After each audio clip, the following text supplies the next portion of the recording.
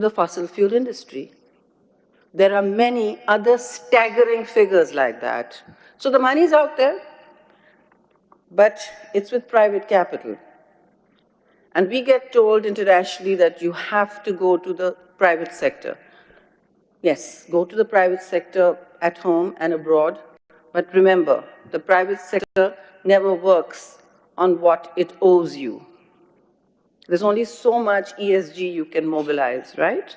But do that, do that. We've got to do that. We are not even doing that right now. So we've got to step up. And why I say this matters is because, look,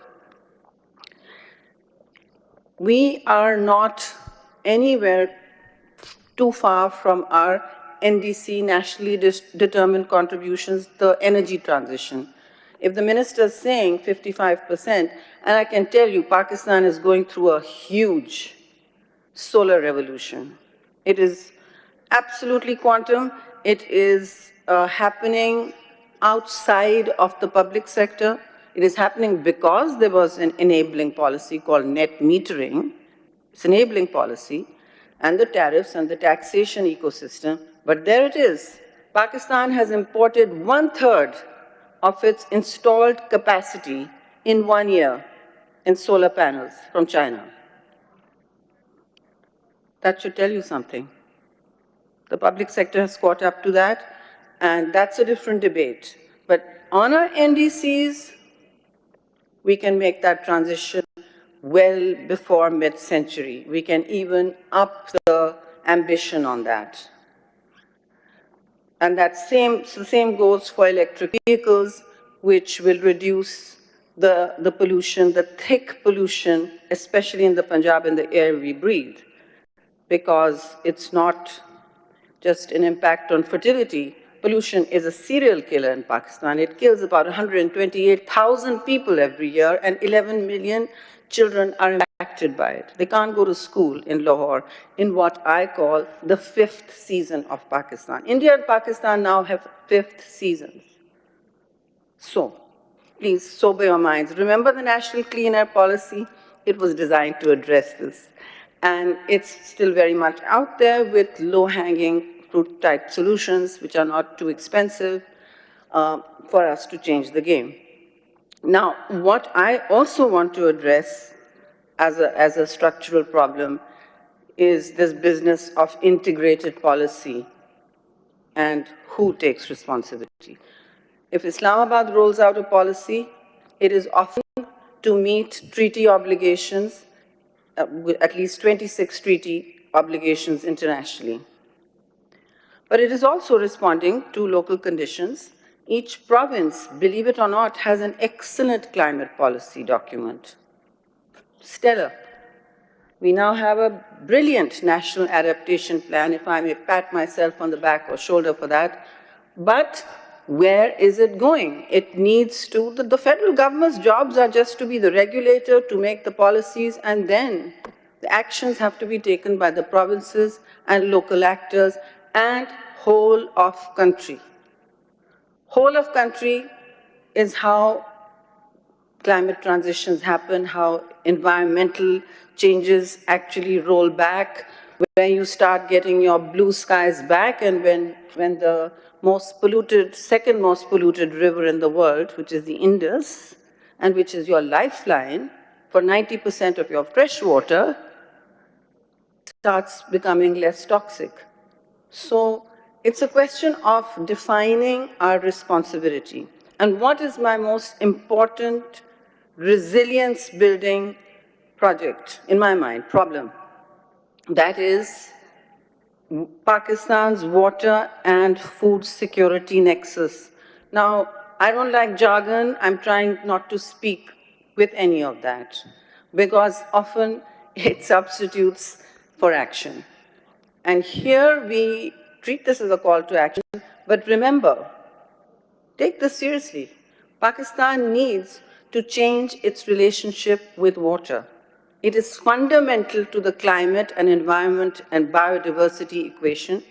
It is fundamental to the economy. All of Pakistan's cities, as the Living Indus session will tell you, all of Pakistan's cities are clustered around the Indus. That's how civilizations evolved, except for Quetta. And all of them dump toxic effluent into that river. That's how it's become the second most polluted river in the world. And thank you for that glass bottle, because single-use plastics are also choking the coastline of my cities and Balochistan, Sindh and Balochistan. That's because of human consumption. Now, no international donor is doing that. That is something we are doing ourselves. That is something we can actually take responsibility for. So is urban circularity even a big thing?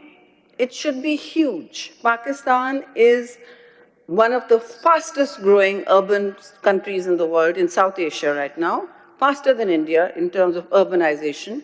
And we're, I think, managing only 1% of our solid waste water, the wastewater. In Rawal Dam, this is a small city, take Islamabad, comes under my purview as standing committee chair. 9 billion gallons of waste are dumped into this dam. It supplies the water for Islamabad and Rawalpindi. Please start asking those questions. Please start putting them on page 2 at least. And please start understanding that this is happening everywhere in Pakistan.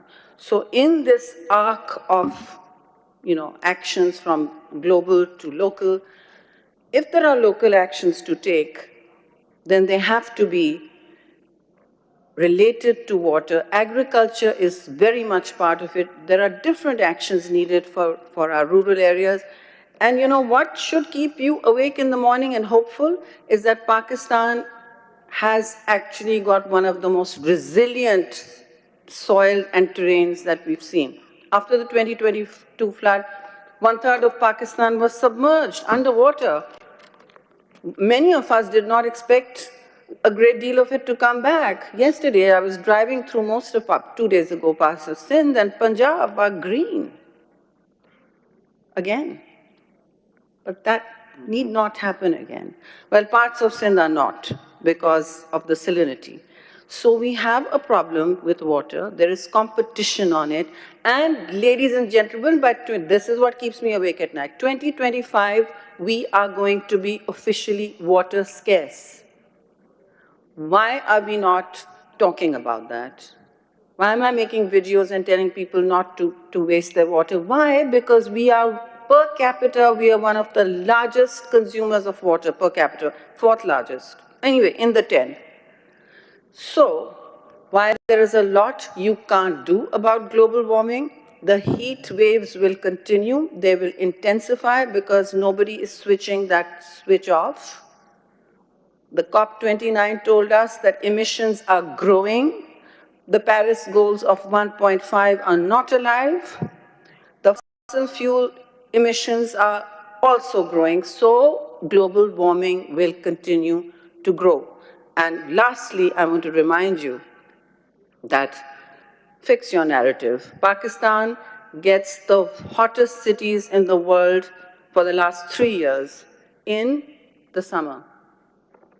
That's 53 degrees, Jacobabad, Dadu, Turbat, in succession, and higher. They will rise. That's not fit for human habitation. Just for perspective, in London, in the UK, when it reaches 40 degrees, they declare an emergency. It's time to declare that now, people. Thank you very much. Thank you, Senator Shali Rehman, and thank you, Mr. Ali Chima, for your time. We will now proceed to our